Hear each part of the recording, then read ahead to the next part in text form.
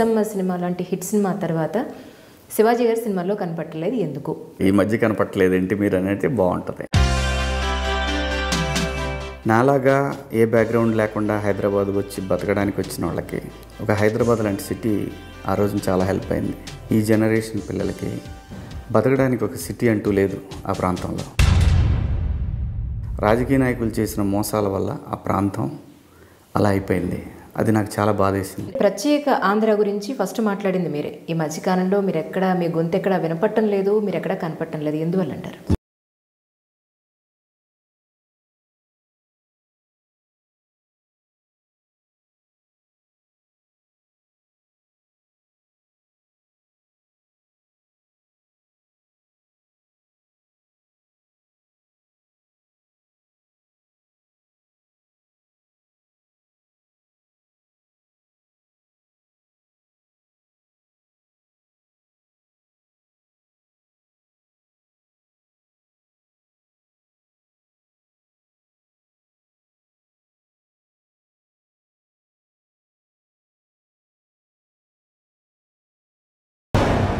నాకు తెలిసి ఒక డిఫెన్స్ కాంట్రాక్ట్ ఉంటుంది ఆంధ్రప్రదేశ్లో.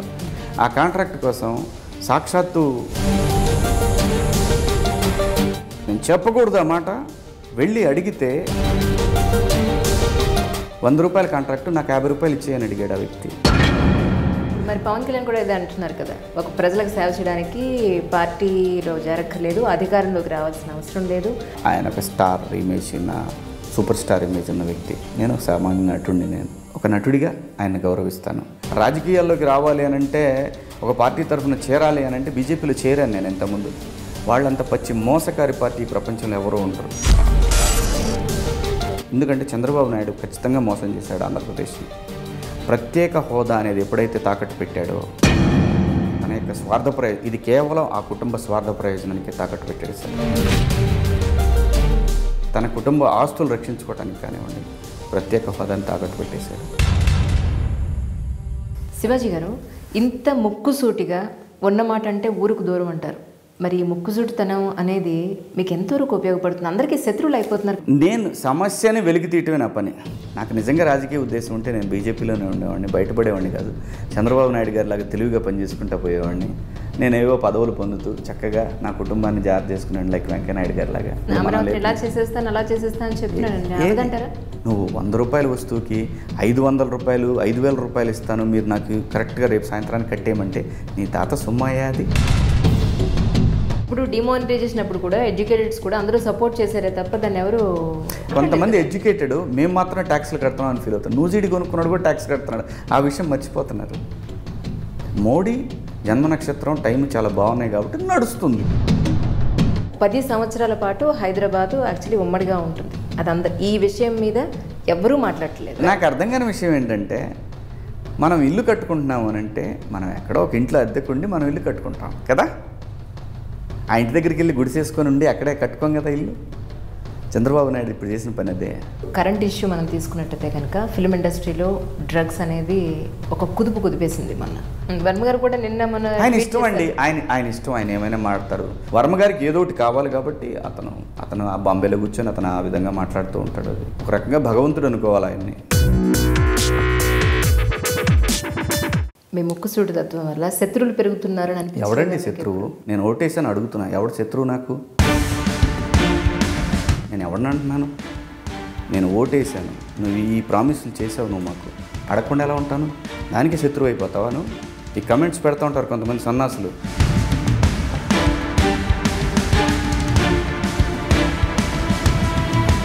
ప్రజలకు మీరు ఏం చెప్పదలుచుకున్నారో ఒకసారి చెప్పండి, వచ్చే ఎలక్షన్స్ దృష్టిలో పెట్టుకుని. నిజాన్ని చూడండి.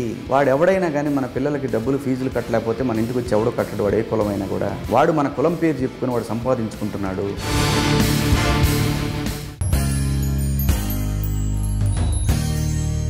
శివాజీ గారు, welcome to my show Dil Se with me Anjali అండి. హలో అండి. హాయ్.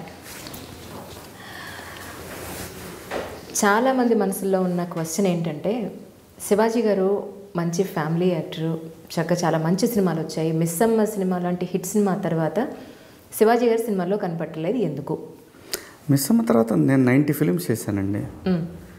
అలాంటి మంచి హిట్ మూవీ తర్వాత మళ్ళీ అసలు మీరు ఈ మధ్యకాలంలో ఎక్కడ ఈ మధ్య కనపట్టలేదు, అలా అడగండి, ఈ మధ్య కనపట్టలేదు ఏంటి మీరు అనేది బాగుంటుంది. నేను ఈ బైఫర్కేషన్ అయిపోయిన తర్వాత నాకు కొంచెం బాధేసిందండి. నాలాగా ఏ బ్యాక్గ్రౌండ్ లేకుండా హైదరాబాద్ వచ్చి బతకడానికి వచ్చిన వాళ్ళకి ఒక హైదరాబాద్ లాంటి సిటీ ఆ రోజున చాలా హెల్ప్ అయింది. అలా ఈ రోజున ఆంధ్రప్రదేశ్లో నాలాగనే స్ట్రగుల్ అయ్యే పిల్లలకి ఎవరికి కూడా, ఈ జనరేషన్ పిల్లలకి బతకడానికి ఒక సిటీ అంటూ లేదు ఆ ప్రాంతంలో. రాజకీయ నాయకులు చేసిన మోసాల వల్ల ఆ ప్రాంతం అలా అయిపోయింది. అది నాకు చాలా బాధేసింది. బైఫర్కేషన్ వల్లే మీరు సినిమాలని పక్కన పెట్టేశారు అనుకోవచ్చా? అవునండి, మొత్తానికి బయటకు వచ్చేసారా? లేదు, దానివల్లనే నేను ఆంధ్రప్రదేశ్ సపరేట్ అయింది. తాత్కాలికంగా పక్కన పెట్టారా? అంతేనండి. అది 3 సంవత్సరాల నుంచి మీకు తెలుసు స్పెషల్ స్టేటస్ గురించి ఫైట్ చేయటం ఇవన్నీ జరుగుతూ ఉన్నాయి. సో ఇప్పుడు ఏంటంటే రాజకీయ నాయకులకు కొంతమంది స్పెషల్ స్టేటస్ని టేకప్ చేశారు కాబట్టి ఓకే ఇప్పుడు చేయాలని ఫిక్స్ అయ్యాను అనమాట. సో దానికి సంబంధించిన వర్కౌట్ చేస్తూ ఉన్నాను అనమాట. అంటే ఇప్పుడు మీరు నవ్ యువర్ ఓపెన్ సినిమా చేయడానికి రెడీగా ఉన్నారు? అవునండి, అది అక్టోబర్ నుంచి సినిమా స్టార్ట్ అవుతుందండి. ఆల్రెడీ ఓకే చేస్తారా? ఓకే చేస్తానండి. మరి ఇప్పుడు ముందుగా అసలు ఈ 2 తెలుగు రాష్ట్రాలు సపరేట్ అయిపోయిన తర్వాత ప్రత్యేక ఆంధ్ర గురించి ఫస్ట్ మాట్లాడింది మీరే. ఈ మధ్యకాలంలో మీరు ఎక్కడ మీ గొంతు ఎక్కడ వినపట్టం లేదు, మీరు ఎక్కడ కనపట్టం లేదు, ఎందువల్ల అంటారు? అంటే ఆ ఇష్యూను బతికించాలనే ఉద్దేశం ఫస్ట్ నాకు. రాజకీయ నాయకులు స్వార్థ ప్రయోజనాల కోసం దాన్ని పక్కన పెట్టేసి ఏదో ప్యాకేజ్ అది ఇది ఇస్తారు ఇవ్వరు అనే సందిగ్ధంలో ఉన్న వాళ్ళందరికీ కూడా ఒకటే క్లారిటీ ఏమి ఇచ్చామంటే ఖచ్చితంగా కావాల్సిందే, ఆంధ్రప్రదేశ్కి స్పెషల్ స్టేటస్ అనేది కావాలి. అది రైట్, బర్త్ రైట్, ఈ జనరేషన్కి రాబోయే జనరేషన్ బర్త్ రైట్ అది. సో ఆ రైట్ని మళ్ళీ వచ్చే నెక్స్ట్ ఎలక్షన్స్ దాకా సజీవంగా నిలబెట్టాలి అనే ఒక ఉద్దేశంతో నేను ఆ మూమెంట్ స్టార్ట్ చేశానండి. దాని తర్వాత రాజకీయ పార్టీలు కూడా లైక్ వైఎస్ఆర్సీపీ కానివ్వండి, ఇప్పుడు పవన్ కళ్యాణ్ గారు కానీ వీళ్ళందరూ కూడా దాన్ని టేకప్ చేసి ముందుకు తీసుకెళ్తున్నాను. సో ఇప్పుడు నేను ఎందుకు ఈ మధ్యకాలంలో గత సంవత్సర కాలంలో నేను లేను అని అంటే, నాకు నా ఫ్యామిలీని లీడ్ చేయటానికి నాకు కూడా డబ్బు కావాలి. నేనేం సంపాదించినా ఇవన్నీ కూడా నాకు ప్రాపర్టీస్ మీద ఉన్నాయి, నేను సంపాదించుకున్న ప్రాపర్టీస్ మీదనే ఉన్నాయి. మరి ఓ పక్క ఇప్పుడు సినిమా పక్కన పెట్టారు? పక్కన పెట్టలేదు, అదే చెప్తున్నాను. సో నేను నా ఫ్యామిలీ బతకాలి కాబట్టి నేను ఒక అమెరికన్ కంపెనీకి కొంత కాంటెంట్ ఇవ్వటం జరుగుతూ ఉందన్నమాట, కాంటెంట్ సప్లై చేయటం జరుగుతూ ఉంది. దాని మీద నేను కొంచెం బిజీ అయ్యనమాట వాస్తవం. సో అలా అని చెప్పి నేను ఏదైతే ఒక బాధ్యతను ఎత్తున పెట్టుకున్నాను దాన్ని ఏం వదిలిపెట్టలేదు. అప్పుడప్పుడు మీలాగనే ఇలాంటి వెబ్సైట్ల ద్వారా ఇంటర్నెట్ ద్వారా నేను మాట్లాడుతూనే ఉన్నాను. సో ఇప్పుడు నాకు రీసెంట్గా నాకేంటంటే, నాకు ఒక ఫ్రెండ్ ఉన్నాడు గోపి అని, తను నేను సినిమా చేస్తాను నువ్వు చేస్తావు అన్నాడు. తప్పకుండా చేస్తాను, నాకు కావాలి ఇప్పుడు. ఎందుకంటే అండి సినిమా వల్లనే నేను ఈ ఇష్యూని ఈ రోజున సజీవంగా ఉంచగలిగాను, స్పెషల్ స్టేటస్ అనే ఇష్యూని. కొంతమంది సన్నాసులు ఏదో మాట్లాడుతుంటారు, ఇది అయిపోయింది, చరిత్ర అయిపోయింది, స్పెషల్ స్టేటస్. అంటే మీ ఉద్దేశం ప్రకారం ప్రత్యేక ఆంధ్ర వస్తుందంటారా? ప్రత్యేక హోదా అండి, ప్రత్యేక హోదా వస్తుందంటారా? ఖచ్చితంగా వచ్చి తీరాలి. వస్తేనే ఆంధ్రప్రదేశ్ నిలబడుద్ది. చంద్రబాబు నాయుడు అని కలబొల్లి మాటలు ఇవన్నీ చెప్పేవన్నీ కూడా ఏదో ప్యాకేజ్ ఇచ్చేసారని వాళ్ళ అబ్బాయి, ఆయన కూడా తయారవుతున్నాడు ఇప్పుడే వాళ్ళ నాన్నగారు లాగా బాగా చక్కగా తయారు చేస్తున్నాడు ఆయన్ని మంత్రి పదవులకు తీసుకొని. ఆంధ్రప్రదేశ్కి 30,000 కోట్ల ప్యాకేజ్ వచ్చింది ఇప్పుడు, కానీ అతను చెప్పటం 30,000 కోట్లు అతను ప్యాకేజ్ ఇచ్చి, సెంటర్ బయట నుంచి చంద్రబాబు నాయుడు 30,000 కోట్లు అప్పు తెచ్చి 60,000 కోట్ల రూపాయలు మరి తండ్రి కొడుకులు ఇద్దరు ఏం చేయాలి, వాళ్ళ సమాధానం చెప్పాలి ప్రజలకి. అన్నీ అబద్ధాలండి. కేవలం పదవీ దాహంతో డబ్బు సంపాదనే ప్రాధాన్యంగా పరిపాలన నడుస్తూ ఉంది ఆంధ్రప్రదేశ్లో ఈ రోజున. సో ఈ పరిస్థితిలో నేను సరే అది పొలిటికల్ ఇష్యూ, దాన్ని సపరేట్గా వదిలేద్దాం. ఈ పరిస్థితుల్లో నన్ను తను అడిగాడు సినిమా చేద్దామని. నేను కూడా సరే ఓకే, నాకు 2 months 3 months టైం కావాలి. సో ఫిజికల్గా కూడా నేను కూడా నా అపియరెన్స్ మార్చుకోవాలి కొంత ఆ స్క్రిప్ట్ ప్రకారం. సో ఆ పని మీద ఉన్నానండి. ఇప్పుడు బేసిక్గా మీరు సినిమా మనిషి, అసలు రాజకీయాల వైపు ఎలా వచ్చారు? మీకు అక్కడ బాగా సినిమా మనిషి అంటే నేను సమాజంలో ఉన్నాను కదండి, సినిమా మనిషినే నేను. ఎప్పుడు సినిమా నాకు అదొక కెరీర్గా స్టార్ట్ అయింది ఒక 20 సంవత్సరాల క్రితం. అంతకుముందు అయితే నేను నా స్ట్రగుల్, నా చదువు, నా ఊరు, నా రాష్ట్రం ఇవన్నీ నాకు తెలిసిన విషయాలే కదండి. సో ఇప్పుడు ఆ ప్రాంతానికి వచ్చినటువంటి ఒక సమస్యని మన బాధ్యతగా తీసుకొని నా వంతు నేను ప్రయత్నం చేస్తున్నాను. సో అది నాకు చిన్నప్పటి నుంచి బాగా ఇంట్రెస్ట్ అండి. ఈ సొసైటీ, పాలిటిక్స్ ఇవన్నీ కూడా నాకు చిన్నప్పటి నుంచి ఇంట్రెస్ట్. వాస్తవంగా నేను పొలిటీషియన్ అవ్వాల్సిన నుండి ఇటు సినిమా యాక్టర్, నేను అందరు డాక్టర్ అని చెప్తారు కదా, వాస్తవంగా నేను పొలిటీషియన్ అవ్వాల్సిన నుండి అనుకోకుండా ఈ రూట్లోకి వచ్చాను అనమాట సినిమా అనేది. ఈ మధ్యకాలంలో మీరు ఇచ్చిన ఒక ఇంటర్వ్యూలో చూశాను ఏంటంటే, ఆంధ్రాలో ఎక్కువ మనకి కరప్షన్ అది చూస్తున్నాం, తెలంగాణలో అంత కరప్షన్ లేదు, ఇక్కడ అభివృద్ధి బాగుంది అని చెప్పని అన్నారు మీరు అందులో. అంటే ఇక్కడ కరప్షన్ లేదనా, ఇక్కడ లంచగొండి అధికారులు లేరనా మీ ఉద్దేశం? చాలా వరకు తగ్గిపోయిందండి. ప్రపంచంలో ఎక్కడైనా అవినీతి అనేది ఉంటుందండి, కరప్షన్ లేకుండా ఎక్కడ ఉండదు. ఇక్కడ తెలంగాణలో మానవ సహజం అది. ఏం చూసి మీరు ఇక్కడ తగ్గిందని అంటున్నారు? అంటే నాకు తెలిసిన చాలామంది లీడర్స్ కానివ్వండి, నాకు తెలిసినటువంటి ఫ్రెండ్ సర్కిల్లో కానీ నాకు తెలిసిన విషయం అది ఏంటంటే, ఈవెన్ ఇక్కడ ప్యాకాట కూడా కంప్లీట్గా క్లియర్ చేస్తారు. హైదరాబాద్ సిటీలో ఎక్కడ కూడా మీకు ప్యాకాట అనేది తెలంగాణ ఒక కుటుంబం పరిపాలిస్తుంది, వాళ్ళ దాటి బయటికి రావట్లేదు అని అంటున్నారు. అంటే నేను నమ్మనండి, కుటుంబం అనే వాటిని నమ్మను. సహజంగా ఏంటంటే, సినిమా ఇండస్ట్రీలో ఉన్నప్పుడు నా పిల్లలు సినిమా చేయాలనుకోవడం సహజమైన విషయం. ఒక డాక్టర్ ఫ్యామిలీలో ఉన్నప్పుడు డాక్టర్, అలాగే కేసీఆర్ గారి కుటుంబంలో వాళ్ళ పిల్లలందరూ కూడా రాష్ట్రం కోసం వాళ్ళు అమెరికా వదిలేసి వాళ్ళ జీవితాలను వదిలేసి వచ్చి ఫైట్ చేసుకున్నారు. కాబట్టి ఆ కుటుంబంలో ఉన్నారు కాబట్టి కుటుంబం ఉంటున్నాం. కానీ నేనైతే అనుకుంటున్నాను, ఎందుకంటే సెన్సిబుల్గా చేస్తున్నారు వాళ్ళు. ఏది చేసినా కూడా సెన్సిబుల్గా, జనానికి ఏం కావాలనేది వాళ్ళు జనంలో ఉన్నప్పుడు ఏం ఫీల్ అయ్యారో అవన్నీ ఇప్పుడు ఫుల్ఫిల్ చేస్తున్నారని నాకు అనిపించింది. ఇప్పుడు ఈ రాష్ట్రంలో ప్యాకాట్ అనేది లేదు అసలు ఎక్కడ కూడా. చాలామంది గుంటూరు, విజయవాడ వెళ్ళి ఆడుతున్నారని తెలిసింది నాకు.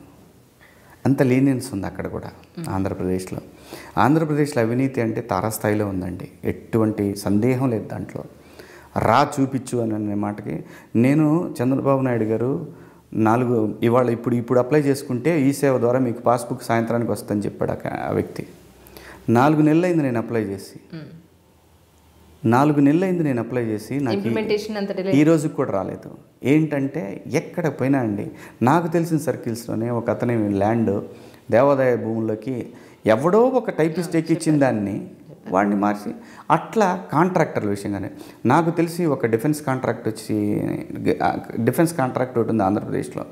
ఆ కాంట్రాక్ట్ కోసం సాక్షాత్తు నేను చెప్పకూడదు ఆ మాట, వెళ్ళి అడిగితే సమెక్స్ని అడిగితే 100 రూపాయల కాంట్రాక్టు నాకు 50 రూపాయలు ఇచ్చేయని అడిగాడు ఆ వ్యక్తి. ఎలా అండి? మీరు ప్రత్యక్ష రాజకీయాల్లోకి వస్తున్నారు అని చెప్పని ఒక ప్రత్యక్ష రాజకీయాల్లోకి వస్తున్నారా? నేను అంటే రాజకీయాలు అంటే ఏంటో నాకు అసలు మీనింగ్ తెలియదు. ఫస్ట్ థింగ్, సేవ చేయటమే రాజకీయం అని తెలుసు నాకు, అంతే. నేను ఎక్కడున్నా సరే నేను ఒక సామాజిక కార్యకర్తగా పనిచేస్తున్నాను తప్పితే నేను ఏ రాజకీయ పార్టీ అండలో లేను, నేను ఏ రాజకీయ పార్టీకి అండగాడ్చేవాడిని కాదు. సో ప్రత్యక్ష రాజకీయాలంటే సంపాదన కోసం అనేది ప్రత్యక్ష రాజకీయం అయిపోయింది. వాళ్ళ సంపాదనకి అదొక మార్గం అన్నట్టుగా మాట్లాడుకుంటే నాకు వద్దది. జనం తరఫున నిలబడాలి అని అంటే ఎస్ నేను దాంట్లో ఉన్నాను, అందులో సందేహం లేదు. నాకు ఈ అవినీతి విషయానికి వస్తే ఆంధ్రప్రదేశ్లో ప్రతి విషయంలోనండి 2000 రూపాయల్లో కూడా ఏమైనా ఇస్తావా అని అడిగే పరిస్థితులు ఉన్నాయి. ఇప్పుడు మరి పవన్ కళ్యాణ్ కూడా ఇదే అంటున్నారు కదా, ఒక ప్రజలకు సేవ చేయడానికి పార్టీలో చేరక్కర్లేదు, అధికారంలోకి రావాల్సిన అవసరం లేదు, ఎలక్షన్స్లో పోటీ చేయక్కర్లేదు, సో ప్రజలకు సేవ చేయడం ఇంపార్టెంట్ అంటారు. మరి ఆయనది మీది ఒకే పందా ఉందని అనుకోవచ్చు అంటారా? అట్లే ఆయన పందా అయింది, నా పందా నాదండి. నా పందా నాది, ఆయన పందా అయింది. ఆయనతో నేను పోల్చుకోలేను. ఆయన ఒక స్టార్ ఇమేజ్ ఉన్న, సూపర్ స్టార్ ఇమేజ్ ఉన్న వ్యక్తి, నేను ఒక సామాన్య నటుడిని. ఆయనతో నేను కంపేర్ చేసుకోను. పవన్ కళ్యాణ్ దగ్గర నుంచి మీకు పిలుపు వచ్చిందని కూడా నిజమేనండి? అన్ని అబద్ధాలండి, అసలు లేదండి. నేను ఆయన్ని ఖుషి సినిమా తర్వాత మళ్ళీ జల్సా సినిమా అప్పుడు కలిశాను, అంతకుముందు ఒకసారి కలిశాను. ఇంకా దాని తర్వాత ఈరోజు వరకు కూడా నేను ఒకసారి వైజాగ్ స్టేజ్ మీద ఒకసారి హలో అండి అన్నాను, అంతే తప్పితే నాకేమీ ఆయన పరిచయం లేదు. అంతగా అంటే ఒక నటుడిగా ఆయన్ని గౌరవిస్తాను, ఆయనకున్నటువంటి సేవాభావాన్ని నేను మనస్ఫూర్తిగా అభినందిస్తాను. అంతవరకు తప్పితే నన్ను ఆయన పిలిచింది లేదు, నేను ఆయన దగ్గరికి వెళ్ళింది లేదు. వచ్చే ఎలక్షన్స్కి మీరు వైఎస్ఆర్సీపీలో జాయిన్ అయ్యే అవకాశం ఉంటుంది అక్కడి నుంచి కూడా? నాకు కాదండి, బీజేపీలో ఉన్నప్పుడేమో చంద్రబాబు నాయుడికి గురించి సపోర్ట్ చేసావని చెప్పి వైఎస్ఆర్సీపీ వాళ్ళు తిడతారు. టీడీపీ ప్రభుత్వాన్ని ప్రశ్నిస్తేనేమో నువ్వు వైఎస్ఆర్సీపీలో చేరుతున్నావు అని చెప్పి అడుగుతారు. అది ఇది కాదంటే ఇక పవన్ కళ్యాణ్ పక్కన చేరుతున్నాడు, కన్ఫర్మ్ అయిపోయింది సీటు అని అంటారు. అంటే సోషల్ మీడియాకి మీరు చెప్పండి, ఒక గ్లోబ్ ఎలా అయితే ఉంటుందో అలా చెవులు కళ్ళు ఉన్నట్టు ఊహించుకోవటమే తప్పితే అన్నీ అబద్ధాలండి. నాకు ఆ ఉద్దేశం లేదు. బేసిక్గా నేను ఎవరి దగ్గరికి వెళ్ళేవాడిని కాదు. బేసిక్గా ఏంటంటే నేను వెళ్ళి నాకు ఒక ఫేవర్ చేయండి అని అడిగే మనిషిని కాదు నేను. నాకు చేతనైనంతవరకు పోరాడతా, అంతవరకే తప్పితే నేను వెళ్ళి సార్ నాకు ఒకటి అది ఇవ్వండి ఇది ఇవ్వండి అని నేను అడిగేవాడిని కాదు. నేను మీ పార్టీలో చేరతానని పోయి నేను అడిగేవాడిని కాదు. నన్ను ఎవరన్నా పిలిచి అడిగితే నేను చేయగలిగిన వరకు చేస్తాను, అంతవరకే తప్పితే నాకు ఈ నిలబట్టాలు పోటీ చేయటాలు కూడా అంత నా డబ్బు నా దగ్గర లేదు. ఇవాళ రాజకీయం అంటే ఓటు కొనాల్సిన పరిస్థితి కనపడతా ఉంది ప్రజల్లో. ప్రజలు ఆశిస్తున్నట్టుగా అనిపిస్తూ ఉంది. లేకపోతే ఒక్కొక్క ఇదంతా కూడా అండి, ఇదంతా కూడా కరప్షన్ అంతే. సరే, మీకు మంచి మనసు ఉంది, ప్రజలకు సేవ చేయాలని ఉంది, ఏ పార్టీలను జాయిన్ అవ్వను అని అంటున్నారు. అలాగే మీకు ఎవరి సపోర్టు ప్రస్తుతానికి లేదు. మరి ఏ బేస్ మీద ప్రజలకు సేవ చేయగలుగుతారు? పోరాటానికి ఏముందండి, తప్పే ఎక్కడుంది? ఇప్పుడు పాలెం బస్సు నాకు ఎవరు సపోర్ట్ లేరు. నాకు అనిపించింది, నేను పోయాను, నేను ప్రశ్నించాను, అంతే తప్పితే దానికి మీ ఎవరు అవసరం లేదు. అడగటానికి ధైర్యం కావాలి. ఆ ధైర్యం నాకు గుండె నిండా ఉంది. ఎందుకంటే నాకు చాలా చేసింది సమాజం, నా కుటుంబానికి చాలా చేసింది సమాజం. సో నా బాధ్యతగా నేను ప్రశ్నిస్తూనే ఉంటాను. అది ఎవరైనా సరే. రేపు పొద్దున పవన్ కళ్యాణ్ గారు సీఎం అయినా నేను అడుగుతా, జగన్మోహన్ రెడ్డి గారు సీఎం అయినా నేను అడుగుతా. సరే, ఇప్పుడు నేను అక్కడికే వస్తున్నాను. ఇప్పుడు టీడీపీలో ఉన్నప్పుడు మీరు ఇప్పుడు నేను టీడీపీలో ఎప్పుడు లేనండి. టీడీపీ మీరు ఆయనకి బీజేపీ సపోర్ట్ బీజేపీలో ఉన్నాను, ఉన్నమాట వాస్తవం. నేను ఇప్పుడు లేను బీజేపీలో కూడా. ఒకప్పుడు అన్నారు, తర్వాత ఇప్పుడు బీజేపీలో ఉండి వీళ్ళని కూడా మీరు పాయింట్అవుట్ చేస్తున్నారు, ఇది ఇలా కరెక్ట్ కాదండి, ఇలా ఉండండి అని మీరు చెప్తున్నారు. అవునండి. ఇప్పుడు మరి ఏ పార్టీలోనూ మీరు ఇలా ఇవ్వడలేకపోతే, మీకు ఇంత ఆగ్రహం ఉంటే రాజకీయాలు ఎలా విడతారు అనుకుంటున్నారు? నేను రాజకీయంలో లేనని చెప్తున్నాను కదండి. నేను ప్రజల తరఫున ఉన్నాను తప్పితే నేను రాజకీయంలో లేను. రాజకీయం అంటే ఏంటో మీనింగ్ నాకు తెలియదు. నాకు తెలిసింది ఒకటే, ఎవరైనా కష్టంలో ఉన్నారు, ప్రజల కష్టాల్లో ఉన్నారు అని అంటే నేను ఖచ్చితంగా ప్రశ్నిస్తాను. అది నేను ఒక సామాజిక కార్యకర్తని ఫీల్ అవుతాను, సమాజం పట్ల ఒక బాధ్యత కలిగిన వ్యక్తిగా ఫీల్ అవుతాను. రాజకీయాల్లోకి రావాలి అని అంటే, ఒక పార్టీ తరఫున చేరాలి అని అంటే బీజేపీలో చేరాను నేను ఇంతకుముందు. వాళ్ళంత పచ్చి మోసకారి పార్టీ ప్రపంచంలో ఎవరూ ఉండరు. వాళ్ళకి అధికారమే పరమావధి. దానికోసం ఎటువంటి దండయాత్రలు ఏం చేస్తారు, ఎవరినైనా రూల్డ్ అవుట్ చేస్తారు, అంతేనండి. డిమానిటైజేషన్ కూడా కొంతమంది పెద్దవాళ్ళని సేవ్ చేయడానికి మాత్రమే జరిగింది. పెద్దవాళ్ళని మీరు ఒప్పుకుంటారా? ఖచ్చితంగా అండి. పెద్దవాళ్ళు పర్మనెంట్గా పెద్దవాళ్ళుగా ఉండిపోతారు. మధ్యతరగతి వాడు, బిలో మిడిల్ క్లాస్ వాడు ఎప్పటికీ అలాగే ఉండిపోతాడు.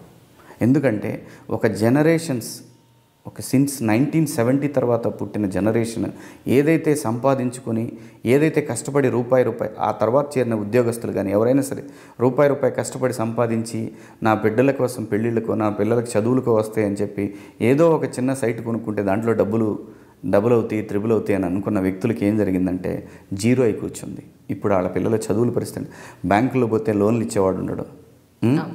మనం కారు కొనుక్కుంటే 10 లక్షల కారు అంటే మనం 17 లక్షలు కట్టాలి. చివరికి అది అయిపోయేసరికి 30 లక్షలు ఇల్లు అంటే ₹1,00,00,000 రెంట్, ₹1,00,00,000 వడ్డీ కట్టాలి ఆ లోన్ తీరేసరికి. మీరు ఒక్కరు ఏం చేద్దాం అనుకుంటున్నారు? మీకు మంచి ఆలోచనలు ఉన్నాయి, ప్రజలకు సేవ చేద్దాం అనుకుంటున్నారు, ప్రతి పార్టీని మీరు ఇది కరెక్ట్ కాదు, ఇది ఇలా చేయాలని వేలెత్తి చూపిస్తున్నారు. మీరు ఒక్కరు ఏం చేయగలుగుతారు? అదేనండి, నేను ఉపయోగపడతాను నిజాయితీగా. ఎవరైనా ఏ రాజకీయ నేను శివాజీ ఉపయోగపడతాడు, శివాజీ అడిగింది మనం ప్రజల కోసం చేయగలుగుతాడు, మనం చేయగలం, శివాజీ అడిగే ప్రశ్నలకు సమాధానాలు చెప్పగలం అని ఎవరైతే అనుకుంటారో వాళ్ళ తరఫున నిలబడతానండి. అంటే ఎలక్షన్స్లో కాదండి, వాళ్ళ పార్టీ తరఫున నిలబడి పనిచేస్తాను, అంతే తప్పితే ప్రజల కోసం. అది కూడా ఎందుకంటే నాకు కొన్ని ఆలోచనలు ఉన్నాయి. అది వైఎస్ఆర్సీపీ కావచ్చు, ఎవడైనా కావచ్చు ఎక్సెప్ట్ చంద్రబాబు నాయుడు. ఎందుకంటే చంద్రబాబు నాయుడు ఖచ్చితంగా మోసం చేశాడు ఆంధ్రప్రదేశ్ని. ప్రత్యేక హోదా అనేది ఎప్పుడైతే తాకట్టు పెట్టాడో తన యొక్క ఇది కేవలం ఆ కుటుంబ స్వార్థ ప్రయోజనానికి తాకట్టు పెట్టేశాడు. తను చేసినటువంటి పనుల వల్ల కానివ్వండి, తన కుటుంబ ఆస్తులు రక్షించుకోవడానికి కానివ్వండి, ప్రత్యేక హోదాని తాకట్టు పెట్టేశాడు. ఆ వ్యక్తి తరఫున ఎప్పటికీ నేను సపోర్ట్ చేయలేను. ఎందుకంటే అతనే తిరిగి పోరాడతానని నాకు అంటే మాత్రం అప్పుడు అందరినీ కలుపుకొని పోరాడిన ఆయన ఖచ్చితంగా జనం నీ వైపు నిలబడతారు అని చెప్తాను. సో డిమానిటైజేషన్ అంతా కూడా నల్లధనాన్ని బయటికి వెలికి తీయడం ఎక్కడ వచ్చింది? నిన్న చూశారు కదా, నిన్న ఒక ఆర్టికల్ వేశాడు టైమ్స్ వాళ్ళు. ఆర్టికల్ ఏం చెప్తుందంటే 2013-14 తర్వాత ఆర్థిక వ్యవస్థ పూర్తిగా పడిపోయిందని ఆర్బీఐ ఒక నివేదికని సెంట్రల్ గవర్నమెంట్కి పంపించింది. ఈరోజు మామూలు ప్రజలు కూడా బ్యాంకులో వెయ్యాలన్నా తీయాలన్నా వాళ్ళు వేసే ఛార్జెస్ కూడా భయపడి అమౌంట్ వేయడం లేదు తీయడం లేదు అని కూడా ఒక వాదన ఉంది. ఖచ్చితంగా అండి, ఖచ్చితంగా. భారతీయ జనతా పార్టీ దండయాత్ర చేస్తుంది తప్పితే ఏ పని చేసి ఈ రోజుకి భారతదేశానికి చేసిన పని ఏంటి? ఒక పని చేశారు. ఓకే, సిస్టమ్ని గాడిలో పెడుతున్నాం అనే మాట వస్తే నేను అంగీకరిస్తా, అంతవరకే తప్పితే భారతదేశానికి కొత్తగా ఆధార్ వాళ్లే వద్దన్నారు, జిఎస్టీ వాళ్లే వద్దన్నారు. ఏ పని చేసినా బ్రిడ్జిలు కడతామని ఇప్పుడు మొన్న ఆయన పోయి ఆ సొరంగంలో ఆయన పంజాబ్లో కాశ్మీర్లో అనుకుంటా ఆ సొరంగంలో పోయి ఆ బ్రిడ్జిల మీద నిలబడి ఒక మహారాజా వారు ఆనందిస్తున్నట్టు ఇంత గొప్ప పని చేశాను. అది కాంగ్రెస్ పార్టీ కట్టింది. అవన్నీ ఈ దేశంలో ఒక చెప్పుకోదగ్గ డ్యామ్ నిర్మించలేదు అతను. ఒక చెప్పుకోదగ్గ అతను ఏం చేయగలడంటే ఈ దేశంలో మీరు చూడండి చాలా తెలివైన వాళ్ళు గుజరాతీస్, చాలా తెలివైన వాళ్ళు. ఈ దేశం ఆర్మీలో కూడా 3-4 ఉంటారు. ఆర్మీ మొత్తాన్ని గెలికినా కూడా ఉండేది సైన్యంలో కానివ్వండి ఏదైనా 3-4 వ్యక్తులు ఉంటారు. అంతే తప్పితే వాళ్ళు ఎప్పుడు పోరాడరు, వాళ్ళు పరిపాలించడానికి కూర్చుంటారు అంతే. ఇప్పుడు మన సౌత్ ఇండియాకి వచ్చేసరికి ఏంటంటే ఇక్కడికి అది మొదటి నుంచి కూడా 1947 నుంచి కూడా సౌత్ ఇండియా ప్రాతినిధ్యం అనేది 0. వాస్తవంగా ఇంత పెద్ద దేశాన్ని కల్పించడం కరెక్ట్ కాదు కూడా, ఇంత పెద్ద జనాభా ఉన్న దేశాన్ని. ఎందుకంటే ఒక ప్రాంతానికి మాత్రమే న్యాయం జరుగుతుంది, ఇంకో ప్రాంతానికి జరగదు ఇది. అందుకే మీకు సౌత్ ఇండియా అనే పదం ఎందుకు వస్తుంది అని అంటే అది గ్రాడ్యువల్గా వస్తుంది భవిష్యత్తులో. ఖచ్చితంగా ఇటువంటి ధోరణులు ఉన్నప్పుడు, ఇంత అన్యాయం జరుగుతున్నప్పుడు ఏంటంటే తిరగబడతారు జనం, తిరగబడి చెప్తారు నాయన మనం సపరేట్ విడిపోయి కలిసి ఉందామని చెప్పే పరిస్థితి వస్తుంది ఫ్యూచర్లో. శివాజీ గారు, ఇంత ముక్కుసూటిగా ఉన్నమాట అంటే ఊరుకు దూరం అంటారు. మరి ఈ ముక్కుసూటితనం అనేది మీకు ఎంతవరకు ఉపయోగపడుతుంది? అందరికీ శత్రువులు అయిపోతున్నారు అంటే ఉపయోగాల గురించి నేను ఆలోచించలేదండి. ఉపయోగపడదా అనేది నేను అసలు పట్టించుకోను. నేను మరి ప్రజలకు సేవ ఎలా చేస్తారు మీరు? నేను సమస్యని వెలికి తీయటమే నా పని. లైక్ మీడియా ఎలాగైతే చేస్తో సమస్యని గురించి ప్రశ్నించడమే నా పని తప్పితే నాకేదన్నా రాజకీయ ఉద్దేశాలు ఉంటే ఇంకో రకంగా ఉండేవాళ్ళేమో తెలియదు. నాకు నిజంగా రాజకీయ ఉద్దేశం ఉంటే నేను బీజేపీలోనే ఉండేవాడిని, బయటపడేవాడిని కాదు. చంద్రబాబు నాయుడు గారి లాగా తెలివిగా పనిచేసుకుంటూ పోయేవాడిని. నేనేవో పదవులు పొందుతూ చక్కగా నా కుటుంబాన్ని జాగ్రత్త చేసుకునేవాడిని, లైక్ వెంకయ్యనాయుడు గారి లాగా అలా చేసుకుంటూ ఉండేవాడిని. కానీ నాకేంటంటే నాకు అది నచ్చలేదు. మనలాగా ఎంతోమంది పిల్లలు ఉంటారు, ఎంతోమంది ఆసరా అందని వాళ్ళు ఎంతోమంది ఉంటారు. ఒక చెయ్యి ఇచ్చే నగరం కావాలి. అటువంటి నగరం లేదు ఇప్పుడు అక్కడ. కేవలం చంద్రబాబు నాయుడు అక్కడ మందు అమ్ముకుంటున్నాడు, కాంట్రాక్టులు చేసుకుంటున్నాడు, ఇంత మించి అతను చేస్తుంది ఏం లేదు అక్కడ. సో ఆ బాధ నాకు చాలా ఉందండి. స్టిల్ ఇప్పుడు కూడా మధ్య సమూహంలో కూడా ఒక రెసిడెన్షియల్ ఏరియాలో కూడా కళ్ళు కాంపౌండ్లు పెట్టారు. అసలు దారుణం అండి. మీకు బెల్ట్ షాపులు చూస్తే బెల్ట్ తెస్తారు. అసలు బెల్ట్ షాప్ సంస్కృతి తెచ్చిందే అతను రాష్ట్రంలోకి. ఈ దేశంలో బెల్ట్ షాప్ అనే సంస్కృతి తెచ్చిన మొదటి వ్యక్తి చంద్రబాబు నాయుడు గారు. అంటే ఆయన మీద ఎంతో గౌరవం ఉండేదండి ఇతను ఆంధ్రప్రదేశ్ని. అంటే పైగా ఇంకోటి అతని ధోరణి మారాల్సిన పరిస్థితి ఏంటంటే హైదరాబాద్తో కంపేర్ చేసుకుంటాడు అతను ప్రతిదీ. నువ్వు హైదరాబాద్తో ఎలా కంపేర్ చేసుకుంటావు? 400 సంవత్సరాలు కష్టపడితే కానీ 400 సంవత్సరాలు అయిపోయిన తర్వాత కానీ ఈ హైదరాబాద్ నగరానికి ఎంతోమంది సుల్తాన్లు, గొప్ప గొప్ప సుల్తాన్లు పరిపాలించి వాళ్ళకి తెలిసినవన్నీ కట్టి చేస్తే ఒక నగరం ఏర్పడింది. అలాంటిది నువ్వు అమరావతిని ఊరికే లేపేస్తాను, ఓవర్ నైట్ లేపేస్తానంటే అది కారుతా ఉన్నాయి బిల్డింగ్. ఎప్పుడండి ఒక బిల్డింగ్ కట్టాలంటే మనం ఉండే ఇల్లు కట్టుకోవాలంటే సంవత్సరం పడుతుందండి. 2 సంవత్సరాలు పడుతుంది. ఒక చిన్న 2 బెడ్రూమ్ హౌస్ కట్టుకోవాలంటే ఆ ఇంట్లోకి చేరేసరికి ఒక 1 year పట్టింది కదండి. ఇంకా కొంచెం పెద్ద ఇల్లు కట్టుకోవాలంటే 3-4 ఏళ్ళు. నా ఫ్రెండ్స్ ఇవే కట్టారు, 3-4 ఏళ్ళు పట్టినాయి ఒక్కొక్క ఇల్లు. అంటే అది అంతే. నువ్వు 100 రూపాయల వస్తువుకి 500 రూపాయలు 5,000 రూపాయలు ఇస్తాను, మీరు నాకు కరెక్ట్గా రేపు సాయంత్రానికి కట్టేయమంటే నీ తాత సొమ్మయ్యా అది? అంటే ప్రజలలో అవిద్య ఉండడం వల్ల వాళ్ళు చెప్పేదంత నమ్ముతున్నారంటే అవిద్య కాదండి. ఇక్కడ ఏమైపోయిందంటే ఆంధ్రప్రదేశ్లో కులతత్వం ఎక్కువైపోయిందండి. ఈ 3 కులాల మధ్య, కమ్మారెడ్డి కాపు మధ్య కులతత్వం పెరిగిపోయిందండి. మరి ప్రజలు అర్థం చేసుకుంటున్నారు ఈ పరిస్థితిని? అర్థం చేసుకుంటారు కానీ కులాన్ని వదులుకోలేకపోతున్నారు. వాళ్ళకి తెలుసు రేపు పొద్దున ఎవరైతే బీజేపీతో కలిసి ఉంటారో తొక్కేస్తారండి, డౌటే లేదు మీకు. బీజేపీని అడ్డంగా తొక్కేస్తారు ప్రజలు.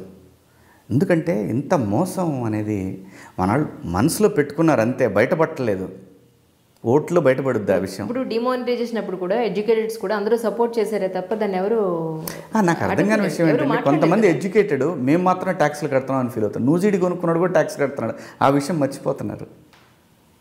ట్యాక్స్ ఎవడగడ ఈ దేశంలో 60% ఆర్థికంగా వ్యవసాయం మీద ఆధారపడ్డ జనాభా అండి. 60 అగ్రికల్చరు ట్యాక్స్ ఫ్రీ అనమాట, ట్యాక్స్ ఫ్రీ. మిగతా 40%లో 27% దాదాపు సర్వీసెస్లో ఉన్నారు. 27% 30% సర్వీస్ ఉన్నాడు, వాడు కంపల్సరీ ట్యాక్స్ కట్టాలి, బై డిఫాల్ట్ కట్టాలి, మీరు కడతారు. ఇక్కడ రైతు ఏం చేస్తున్నాడు, రైతు ఎరువులు కొన్నప్పుడు ట్యాక్స్ కడతాడు, చాలా విషయాల్లో ట్యాక్స్ కడతాడు, మందులు కొన్నప్పుడు ట్యాక్స్ కడతాడు, తను బతకడానికి కొనుక్కునే తిండి మీద ట్యాక్సులు కడతాడు. ఏదో పిచ్చి అంతే. ఏమండి, మోడీ జన్మ నక్షత్రం టైం చాలా బాగున్నాయి కాబట్టి నడుస్తుంది, నడిపిస్తున్నాడు. అతని జాతకం నడుస్తుందండి. ఏమి చేయకుండా ఒక గొప్ప వ్యక్తిగా అతను ఒక గొప్ప సంస్కరణ తీసుకొచ్చి ఈ దేశాన్ని అనుకోని మలుపు తిప్పినటువంటి సంఘటన ఒకట్లేదు. సరే, మీ చేతిలో అధికారం లేదే మీరు ప్రజలకు సేవ ఎలా చేయగలుగుతారు? ఎందుకు డబ్బు కావాలి, అధికారం కావాలి, ఈ రెండూ లేనప్పుడు ప్రజలకు ఏ విధంగా సేవ చేయగలుగుతారు? కరెక్టేనండి, మంచి ప్రశ్న అది. నేను సేవ చేయాలనుకున్నది ప్రజలకి వాళ్ళు మర్చిపోయిన విషయాన్ని నేను గుర్తు చేస్తూ ఉంటమే నేను చేసే సేవ. ప్రత్యేక హోదా అనేది నిజంగా సంజీవిని. బీజేపీ నాయకులందరూ కూడా విపరీతంగా ఇంకేముందండి తీసేశారు, అసలు ఎక్కడా లేదు దేశంలో, 2017 నుంచి అసలు ఎక్కడా లేదండి. Still it is there. ఏం సమాధానం చెప్తారండి? జమ్మూ కాశ్మీర్లో ఎవరో తీసేస్తారంట అనే మాట అనగానే తీసేసి చూడని తెలుస్తున్నారు. ఒకసారి ఇచ్చిన తర్వాత ఆ రాష్ట్రాలకి తీసేయటం కుదరదు. సమయం అయిపోతే తీసేయచ్చు. ఏ రాష్ట్రానికైనా 5 సంవత్సరాలే మనకు మొదలుపెట్టినప్పుడు. జమ్మూ కాశ్మీర్ తప్ప మిగతా ఏ రాష్ట్రానికైనా 5 సంవత్సరాలే. 5 సంవత్సరాలు అయిపోయి తీసేస్తారు. ఆబ్వియస్లీ మీ రాజకీయ ప్రయోజనాల కోసం పెంచుకుంటూ వెళ్ళారు. ఇప్పుడు మీరు చెప్పిన దాని ప్రకారం చూసినట్టయితే 2 తెలుగు రాష్ట్రాలు విడిపోయిన తర్వాత 10 సంవత్సరాల పాటు హైదరాబాదు యాక్చువల్లీ ఉమ్మడిగా ఉంటుంది. ఈ విషయం మీద ఎవ్వరూ మాట్లాడట్లేదు. అక్కడి నుంచి సపరేట్గా వాళ్ళు అసెంబ్లీ మళ్ళీ అక్కడ అన్ని సపరేట్గా పెట్టేసుకుంటే అదేనండి. నాకు అర్థం కాని విషయం ఏంటంటే, మనం ఇల్లు కట్టుకుంటున్నాము అని అంటే మనం ఎక్కడో ఒక ఇంట్లో అద్దెకుండి మనం ఇల్లు కట్టుకుంటాం కదా. ఆ ఇంటి దగ్గరికి వెళ్ళి గుడిసేసుకొని ఉండి అక్కడే కట్టుకోం కదా ఇల్లు. చంద్రబాబు నాయుడు ఇప్పుడు చేసిన పని అదే. అతను అక్కడికి వెళ్ళి కూర్చొని అక్కడ కట్టిస్తాడు. ఏం కట్టావు? 3.5-4వ సంవత్సరం జరుగుతుంది, నెక్స్ట్ ఇయర్ 5 ఏళ్ళు. ఎందుకు ప్రశ్నించలేకపోతున్నారు? ఇన్నేళ్ళు అయింది, నువ్వేం సాధించావు ఎందుకు అడగలేకపోతున్నారు? కాదండి, దేవుడిని నమ్మేవాళ్ళు ఏదో చేస్తాడు భగవంతుడు, ఏదో చేస్తాడని వెయిట్ చేస్తారు, కానీ దేవుడి మీద ఫైట్ చేయరు కదా. ఒక దేవుడిలాగా నమ్మారు అతనేమో అతని స్వప్రయోజనాల కోసం వాడుకుంటున్నాడు. ఇప్పుడు వచ్చే ఎలక్షన్స్కి ఏ పార్టీ రావచ్చు అంటారు ఆంధ్రాలో? చంద్రబాబు నాయుడు రాడండి, అన్డౌటెడ్లీ. ఇక్కడ మన తెలంగాణలో ఆబ్వియస్లీ కేసీఆర్ అంటే మనకి చూసే వాళ్ళకి కామన్. మనకు ఆ పార్టీలు ఏంటో తెలీదు, మన కాంగ్రెస్ కాదు, టీఆర్ఎస్ కాదు, ఏ పార్టీ కాదు. మనం ఇక్కడ చూస్తుంటే ఏం తెలుస్తుందంటే సంథింగ్ హీస్ డూయింగ్, ఏదో జరుగుతుంది. ఇప్పుడు చెరువులు కానివ్వండి, అలాగే మిషన్ కాకతీయ కానివ్వండి, మిషన్ భగీరథ కానివ్వండి, మొత్తానికి ఓపెన్ చేస్తున్నాడు. ఇప్పుడు చాలా ఎత్తిపోతల పథకాలన్నీ ఓపెన్ అయిపోయినాయి. ఇటు మన జూరాల కింద కొన్ని ఎత్తిపోతలు వేశారు, అవి కంప్లీట్ చేశాడు. కొన్ని ఇప్పుడు మళ్ళీ ఎస్ఆర్ఎస్ని మళ్ళీ ఓపెన్ చేసి దాన్ని పునర్జీవం అనేది ఏదో మళ్ళీ దాన్ని పెంచడం ఏదో చేస్తున్నాడు, హైట్ పెంచడం ఏదో జరుగుతాం. He is doing something. కరప్షన్ పూర్తిగా తగ్గిపోయింది సిటీలో. ఎవరైనా సరే ఒక్కళ్ళు కూడా మీకు అక్కడ సెక్రటేరియట్లో ఎవరు కనపడరు. ఆయన అదే మన ఛాలెంజ్ చేస్తున్నాడు, ఓపెన్ ఛాలెంజ్. సో ఏంటంటే కొన్ని చూస్తున్నాం మనం, కొన్ని కనిపిస్తుంది. ఏమండి, జనం పిచ్చోళ్ళు కదండి. పాజిటివ్నెస్ ఏంటి, నెగిటివ్గా ఏం జరుగుతుంది అనేది ఈజీగా తెలిసిపోతుంది. సరే, ఇప్పుడు తెలంగాణ వచ్చిన తర్వాత చాలామంది అసలు మామూలు రిక్షాలో తొక్కేవాడి దగ్గర నుంచి, ఆటో వాడి దగ్గర నుంచి, ఇళ్లలో పనిచేసుకుంటే బేసిక్గా తెలంగాణ జిల్లాలో ఎడ్యుకేషన్ పర్సంటేజ్ చాలా తక్కువ ఇక్కడ తెలంగాణ జిల్లాలో. అయితే హైదరాబాద్ లేదే తెలంగాణకి ఇదే తల అనుకోవాలి. హైదరాబాదే తెలంగాణకి. మిగతా జిల్లాలో, తెలంగాణలో ఉన్న మిగతా జిల్లాలో చూసినట్టయితే ఇల్లిటరసీస్ అనేది చాలా ఎక్కువగా ఉందనే చెప్పుకోవాలి. ఎవరిని అడిగినా ఏమోనమ్మా ప్రతి తెలంగాణ వస్తే మాకేంటి, మాదేం మాకు తెలియదు, అది ఓన్లీ తప్ప ప్రజలకు ఏమీ అందులో ఇన్వాల్వ్మెంట్ లేదు, ప్రజలకు ఏమీ తెలియదు అని అనుకోవచ్చుంటారు. ఇందులో లేదు, అనుకోలేము. ప్రజలకు ఏమీ తెలియదు, ఏమీ జరగట్లేదు అని అనుకుంటే నెగిటివ్ ఈజీ కనపడిపోద్దండి. ఇప్పుడు నేను కొంతమంది ఇండస్ట్రియలిస్ట్ని కదిలిచ్చామనుకోండి, పనులు ఈజీగా జరిగిపోతున్నాయి. పనులు ఈజీగా అంటే ఫైల్ కదలాలి. ఇప్పుడు అదే ఆంధ్రప్రదేశ్లోకి వెళ్తే ఎంతతో ఈ మాటతో మొదలవుతుంది, ఎంత ఉంటుంది ఏంటి వాల్యూ అంటే ఇక్కడ అడగట్లేదు అంటారు. లేదు, ఐ కెన్ గివ్ అష్యూరెన్స్. లేదండి, అసలు లేదు అని నేను ఎక్కడైనా కానీ ఎక్కడో చోట ఎంతో కొంత, అంతేగాని విచ్చలవిడితనం ఎమ్మెల్యేల దగ్గర నుంచి, మంత్రుల దగ్గర నుంచి, చీఫ్ మినిస్టర్ దాకా, వాళ్ళ పిల్లల దగ్గర నుంచి అలాగే మంత్రుల పిల్లల దగ్గర నుంచి మొత్తం ఇసుక దందాలు మొత్తం కూడా ఎమ్మెల్యేల దగ్గర నుంచి అలా లేదండి తెలంగాణలో. ఆ పరిస్థితి లేదండి. టీఆర్ఎస్ పార్టీ అసలు వాళ్ళు ఇక్కడ అధికారంలోకి రావడానికి ముందు వాళ్ళు ఒక్క నినాదంతో వచ్చారు, ప్రజల్లోకి వెళ్ళింది కూడా ఒక్క నినాదమే. మీరేమనుకోకపోతే నేను ఒక విషయం చెప్తానండి. మనం తెలంగాణ ప్రాంతం గురించి నేను మాట్లాడటం అనేది ఒక రకంగా కరెక్ట్ కాదు. ఆ రాజకీయం ఏం జరుగుతుంది అనేది అంటే ఇప్పుడు కరెంట్ ఇష్యూ మనం తీసుకున్నట్టయితే కనుక ఫిల్మ్ ఇండస్ట్రీలో డ్రగ్స్ అనేది ఒక కుదిపేసింది మొన్న. మళ్ళీ ఇప్పుడు ఎవరూ దాని గురించి మాట్లాడటం లేదు.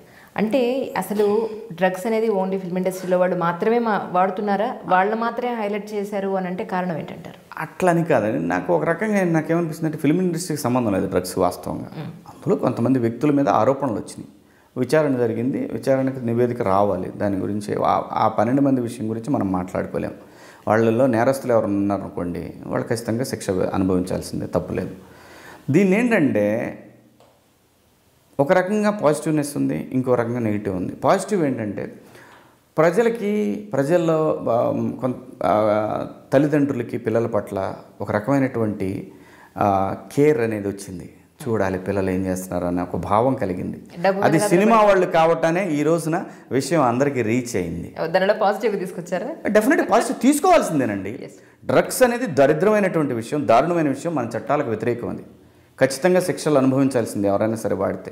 అది సినిమా ఇండస్ట్రీ అయినా, బయట వాళ్ళైనా, ఎవరైనా సరే. పిల్లల్ని బయటేయటం అనేది తప్పు, పిల్లల్ని తీసుకురాకూడదు. ఎందుకంటే వాళ్ళ భావి భారత పౌరులు, వాళ్ళందరూ కూడా మన నెక్స్ట్ డెవలప్మెంట్ అంతా వాళ్ళ చేతిలో ఉంది. కాబట్టి ఈ దేశానికి సంబంధించి వాళ్ళని ఎడ్యుకేట్ చేయాలి తప్పితే వాళ్ళని బయట తీసుకొచ్చేయమని వర్మగారి లాగా నేను మాట్లాడలేను. వర్మగారు కూడా నిన్న ఆయన ఇష్టం అండి, ఆయన ఇష్టం, ఆయన ఏమైనా మాట్లాడతారు. ఆయన చాలా పెద్ద డైరెక్టరు, ఆయన ఏం మాట్లాడినా చెల్లుతుంది. ఆయన అవసరం అనుకుంటే తీసుకుంటారు. ఇప్పుడు సిట్ దా తప్పు లేదంటే ఎవరిది తప్పు, అసోసియేషన్ దా ఎవరిది తప్పు అంటారు? ఎవరిది తప్పు లేదు. సినిమా ఇండస్ట్రీ తరఫున ఆ 9 మాట్లాడారు అని అంటే, ఆ 9 సంతకాలు పెట్టి పంపించారు అని అంటే అది మన బాధ్యత. మనం మంచి సంకేతాలు ఇవ్వాల్సిందే వాళ్ళకి.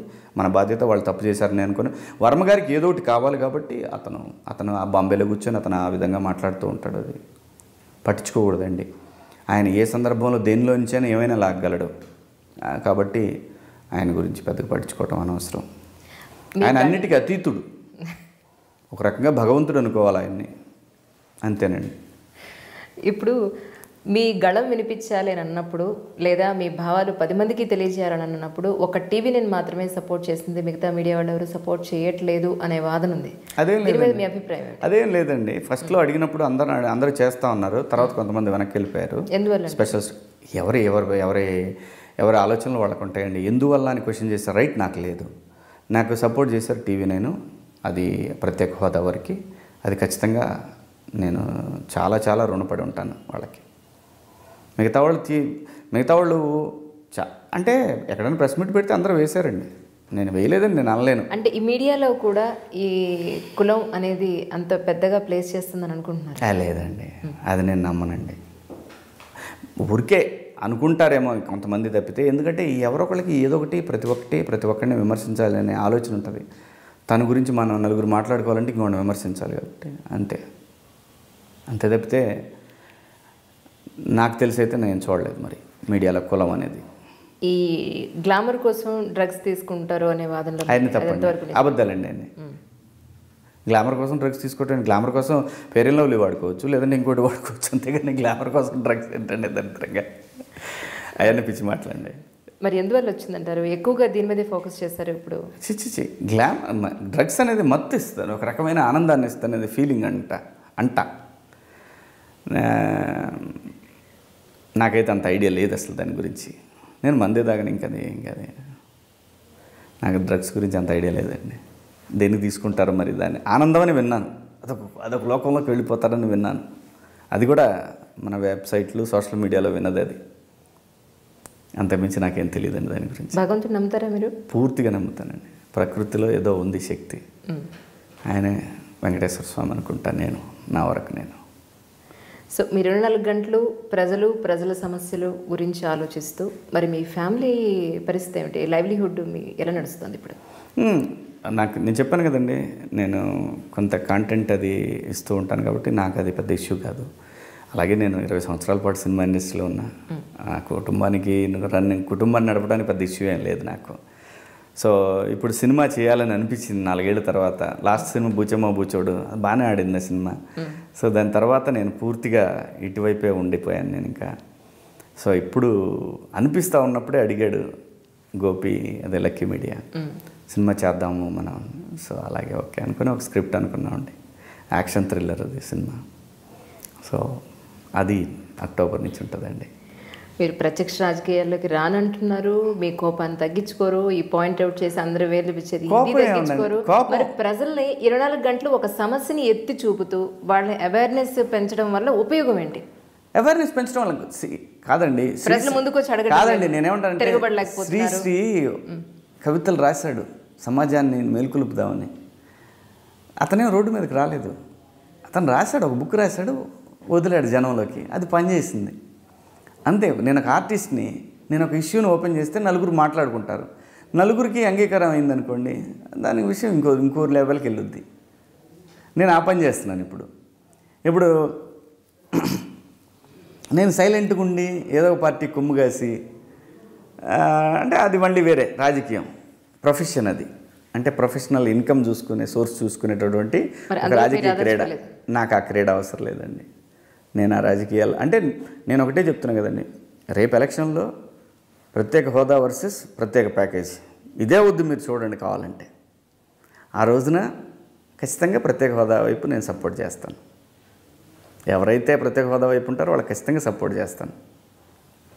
చంద్రబాబు నాయుడు గారికి మాత్రం ప్రత్యేక ప్యాకేజీని పట్టుకుని ఉంటే మాత్రం ఆయన అవుట్. మరి ఇప్పుడు మీరు బీజేపీలో ఉంటూ అప్పుడు ఎవరైతే మీరు సపోర్ట్ చేయాలనుకున్నారో వాళ్ళు వీళ్ళు బీజేపీలో మనం ఉన్నట్టేం కాదండి, మనకి వాళ్ళకి అసలు టచ్ చేయలేదు, మనకు సంబంధం లేదు వాళ్ళకి. అసలు బీజేపీతో మనకు సంబంధమే లేదు. అసలు గోల్ ఏం పెట్టుకున్నారు మీరు? ఇదండి మీ గోల్స్ ఏంటి అసలు? ఆంధ్రప్రదేశ్లో ఒక గొప్ప రాజధాని నిర్మాణం జరగాలి, ఆ ప్రాంతంలో ఉన్న పిల్లలకి ఉపాధి అవకాశాలు పెరగాలి. మాకులాగానే ఎంతోమంది హైదరాబాద్ నగరానికి వచ్చినట్టు అక్కడ ఒక ప్రపంచ స్థాయి నగరం ఏర్పడాలి అని అంటే పేపర్లలోనూ టీవీల్లోనూ చూపించడం కాదు, నిజమైన నగరం కావాలి. 33,000 ఎకరాల ఆంధ్రప్రదేశ్ గుంటూరు జిల్లా ప్రజల దగ్గర నుంచి తీసుకున్నటువంటి ఆ భూమిలో గొప్ప రాజధాని నిర్మించడానికి ఏ రాజకీయ పార్టీ అయితే ముందుకు వస్తో ఆ రాజకీయ పార్టీకి సపోర్ట్ చేస్తూ ఆ ప్రాంత ప్రజలకు ఎంతో కొంత నా వంతు ఉడతా భక్తి సాయం చేశాననే ఫీలింగ్ నాకు కావాలి. నేను అదే చేస్తున్నాను. సరే, ఇప్పుడు మీ ఉద్దేశ ప్రకారం చంద్రబాబు నాయుడు గారు అమరావతి విడుదల చేసేస్తానని ఊరికే కబుర్లు చెప్తున్నారు కదా, అది నడవట్లేదు, అది జరగట్లేదు అంటున్నారు. మరి ఎవరు చేస్తారనుకుంటున్నారు? వస్తారండి.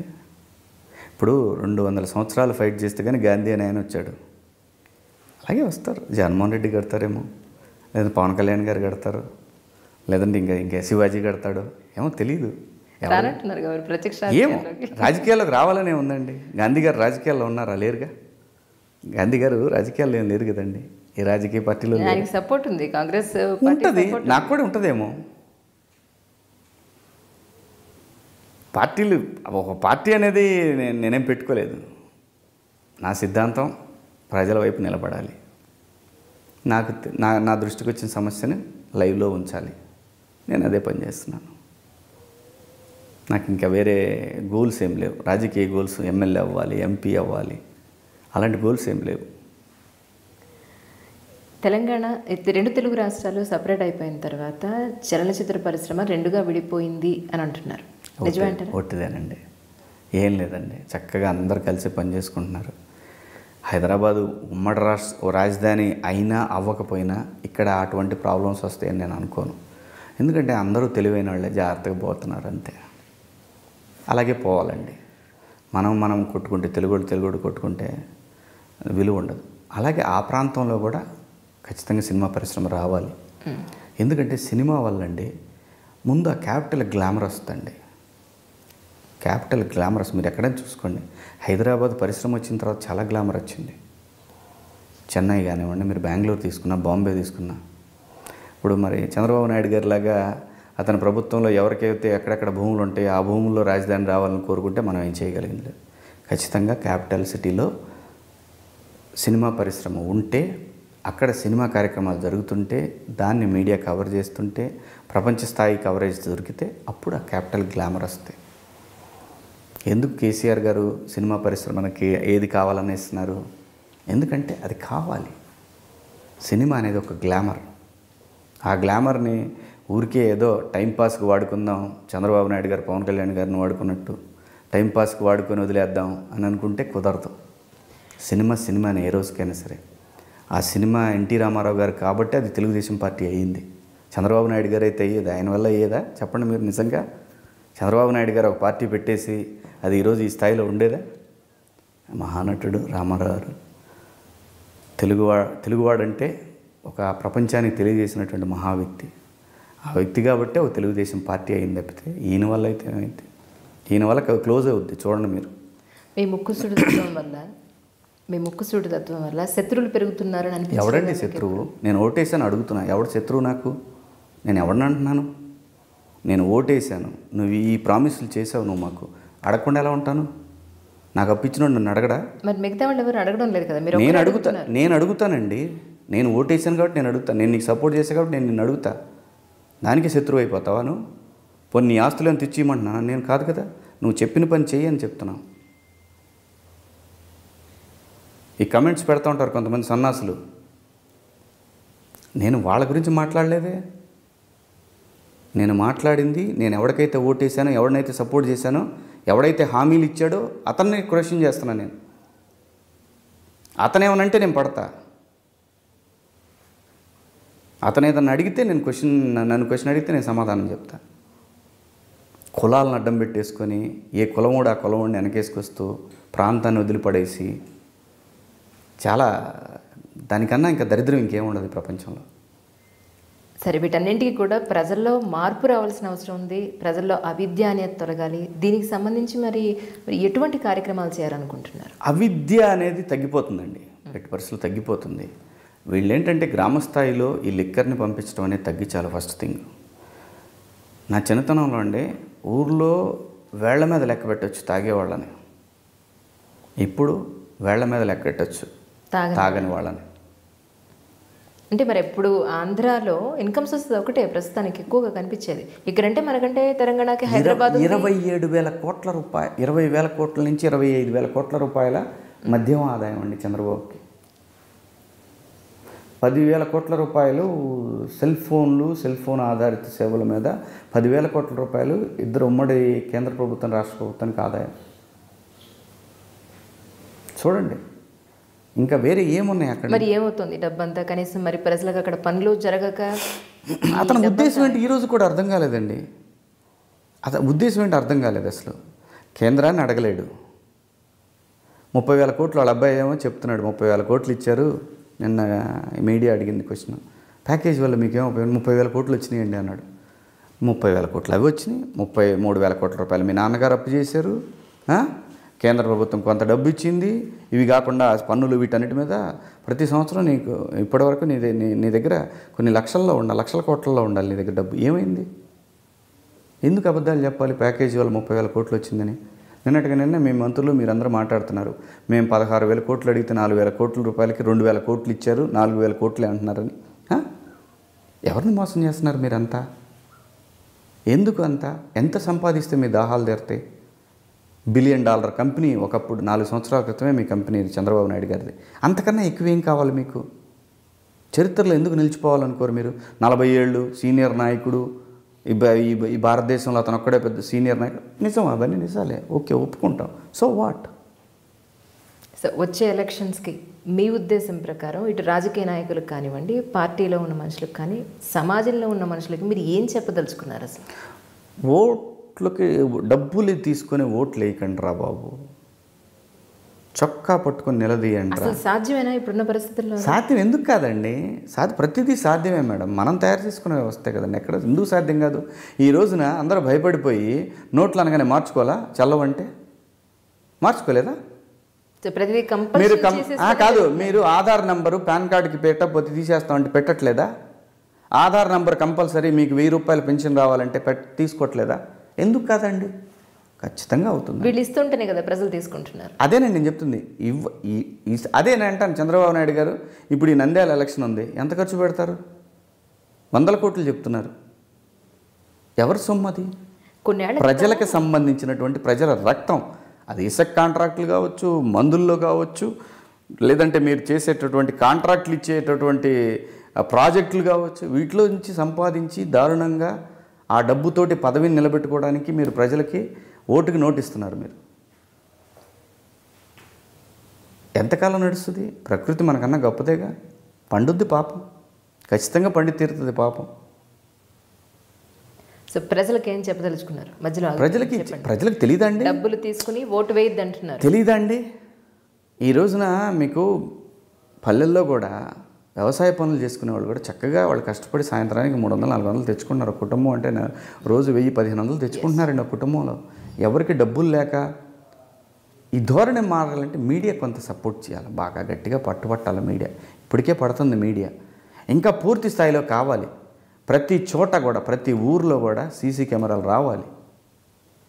ప్రతి ప్రతి ప్రతి చోటకి క్యాష్ బ్యాగులు ఎలా వెళ్తున్నాయి? అసలు ఇన్ని 100 కోట్లు ఎలా పంచుతున్నారు మీరు? అసలు ఒక్కొక్క ఎమ్మెల్యే ఇంత ఖర్చు ఎలా పెడుతున్నాడు? ఉన్న భూమి అదే, భూమి ఏం మారట్లేదు. ఇంత డబ్బు ఎలా వస్తుంది మీ దగ్గరికి? ఎమ్మెల్యే అవ్వగానే నీ దగ్గర ఎందుకు మారుతాయి? మంత్రి అవ్వగానే నీ జాతకం పూర్తిగా ఎలా మారుతుంది? ఒక చిన్న స్థాయి ఏదో నెలకి 40-50 వేలు సంపాదించుకునే ఒక వ్యక్తి ఒక మంత్రి అవ్వగానే 100 కోట్లు పెట్టేసి ఎలా పెళ్ళిళ్ళు చేస్తున్నారు, ఎలా వ్యాపారాలు విస్తరిస్తున్నారు, ఆస్తులు సంపాదించుకుంటున్నారు, ఆస్తులు కొనుక్కుంటున్నారు. మీరు నానా గడ్డి దీన్ని సంపాదిస్తే సంవత్సరానికి 4-5 లక్షలు చూడాలంటేనే కళ్ళు. మరి ఐటీ వాళ్ళ డిపార్ట్మెంట్ వాళ్ళు ఎవరు ఎందుకు అడగడం లేదు? ఇన్ని వేల కోట్లు పెట్టి ఎలా పెళ్లిళ్ళు చేస్తున్నారు? ఎవరు అడుగుతారు? బీజేపీకి అనుకూలంగా ఉన్న ప్రభుత్వాలను అడగరు, ప్రతిపక్షంలో ఉన్న వాళ్ళని పట్టుకుంటారు. పోనీ ఎలక్షన్స్ ముందు పలానా వాడు పలానా జగన్మోహన్ రెడ్డి 1,00,000 కోట్లు తిన్నాడు అన్నారు. 4 సంవత్సరాలు అయింది, మీ ప్రభుత్వాలు ఏమన్నా ఎందుకు లోపలేయట్లేదు మీరు అంటే అతను తినలేదని మేము అనుకుంటాం. ఇప్పుడు మీరే అబద్ధాలు ఆడి అతను బయట పెట్టారు అనుకుంటాం. మరి తింటే లోపలేయండి,